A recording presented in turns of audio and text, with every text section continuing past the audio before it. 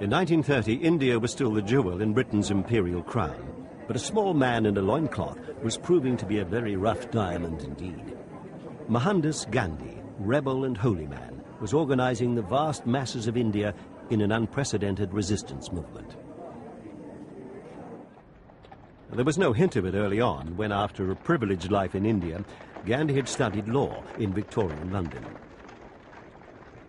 Serving as a correspondent in the Boer War would help change his life. He gave up a wealthy law practice to work in South Africa for £1 a week, fighting discrimination against Asians. Here he developed the tactic of passive resistance that 20 years later he would exploit so brilliantly in India. For back in his homeland, he soon became a national figure of almost mythic authority. He abandoned European dress and identified himself with India's poor. He also took on the British Raj itself, demanding freedom for India's teeming masses.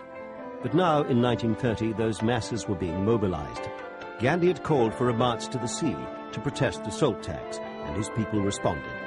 They set out from every corner of India, simple peasants and fierce tribesmen, from the river plains and from the towering mountain country. When rioting broke out, troops had to be called in, and the British had to appeal to Gandhi to help restore order. It was a pattern that would repeat itself throughout the 1930s. Gandhi would be arrested, riots would blaze all over India, and eventually Gandhi would be released to act as peacemaker.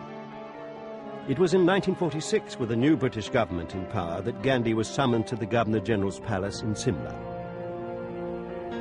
Here, Lord and Lady Wavell put a brave face on a humiliating truth. The British were being forced out of India. But there were huge obstacles in the way of independence, and one of them was Muhammad Jinnah, who wanted a separate state for Muslims. Gandhi, always the idealist, ever the conciliator, tried to persuade his fellow Hindus to grant generous concessions to the Muslim minority. He was given eloquent support by his admirer and great friend, Pandit Nehru, the man who would eventually become India's first Prime Minister. The talks dragged on for nearly 2 years, and still they kept coming.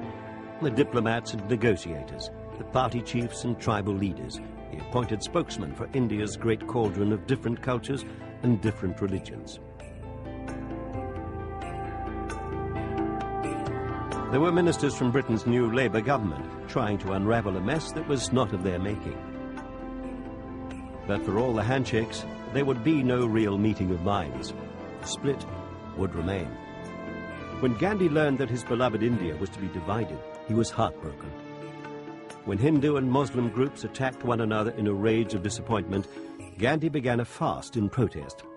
The fast was the weapon he'd used against the British, and now he trained it on his own countrymen. As he neared death, emotional crowds implored him to stop, and in the end he did, but only when the fighting had ended.